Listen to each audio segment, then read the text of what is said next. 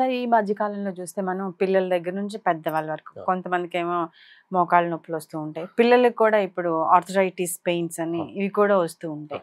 వీటికి నాడీ వైద్యంలో, ఆయుర్వేదంలో పూర్తిగా శాశ్వతంగా నయమయ్యే మందులు ఉన్నాయా? అంటే చూడండి, చాలా మందికి మోకాళ్ళ నొప్పులని చాలా మంది బాధపడుతున్నారు. మోకాళ్ళ నొప్పులకు పర్మనెంట్ సొల్యూషన్ ఆయుర్వేదంలో ఎప్పుడో ఉందండి. అంటే మోకాళ్ళ అరుగుదల అనేది ఉంటుంది.